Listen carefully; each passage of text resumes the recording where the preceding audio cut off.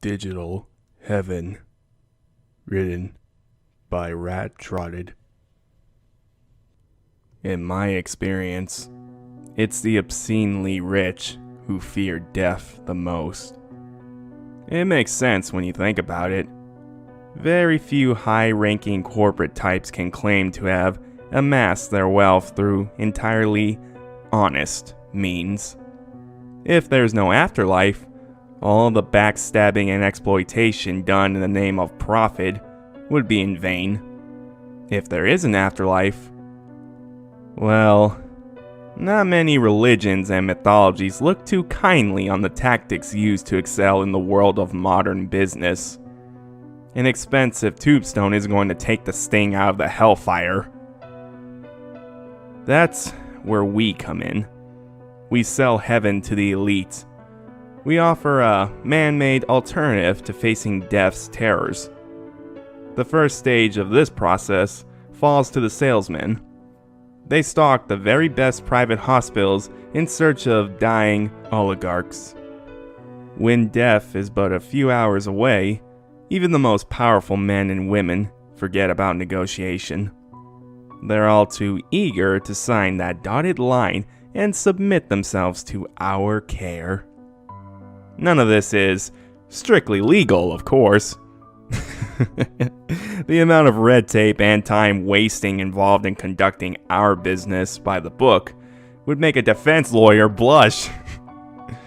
It's faster, easier, and ultimately cheaper to grease the palms of hospital administration.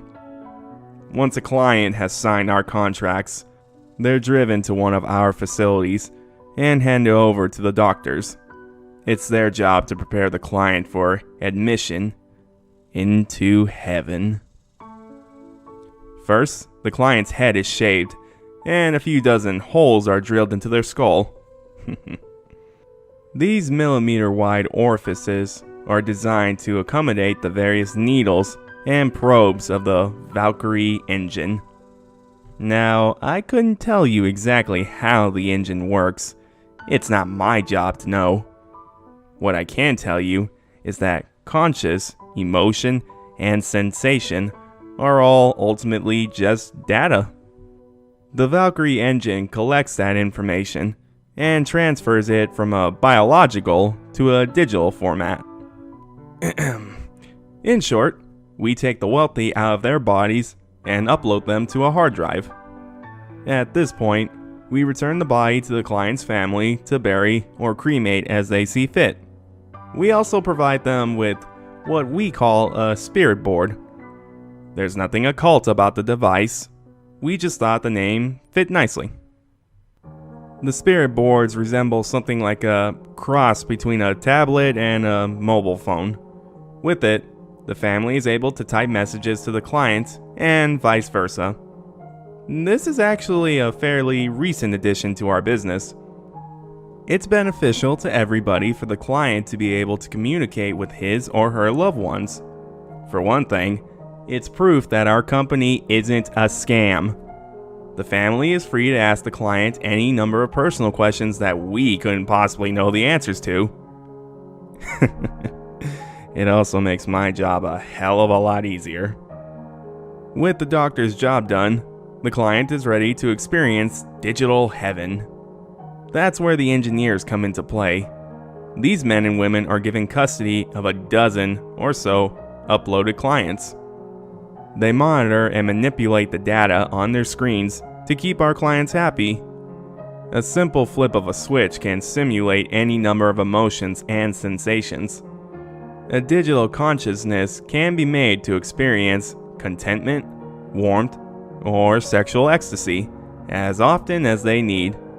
Should one feeling become too bland or too intense, the engineers can remedy the situation with something different. The engineers are always coming up with new sensations to add to their repertoire, the most recent being the simulated smell of freshly baked bread. Finally, there are the debt collectors. That's my job. We require monthly payments to keep our businesses afloat. For that reason, we only cater to the extraordinarily wealthy. Even so, things can sometimes go wrong. Stocks crash, businesses fail, and spoiled brats squander their inheritance. Sometimes, those monthly payments stop coming in. For the first month, my fellow debt collectors and I separate a client from the simulation provided by the engineers. They're reduced to simple consciousness, devoid of any sensation. The only solace they have is that they can still communicate with their loved ones via their spirit board. For the second month, we take a more active role in encouraging the client's family to pay. Those pleasant emotions of contentment and joy provided by the engineers can just as easily be made rather unpleasant. Fear, misery, paranoia, anger, despair, and anxiety are the primary weapons of the debt collectors. By this point, the spirit board will be alerting the client's family without pause. Most of our clients are unused to begging for money, but there's a first time for everything. Finally, if we still haven't received payment by the third month, things start to get a little nasty. Physical pain is simply your body's way of transmitting a damage report to your brain.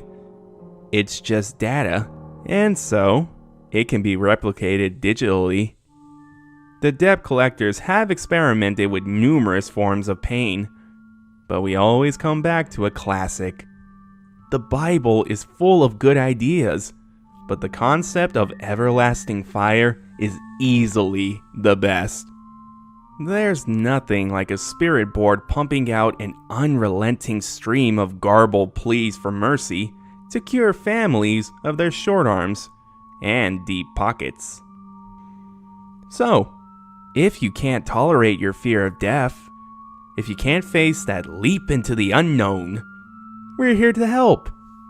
We can provide our clients with the digital paradise, as long as they can afford it.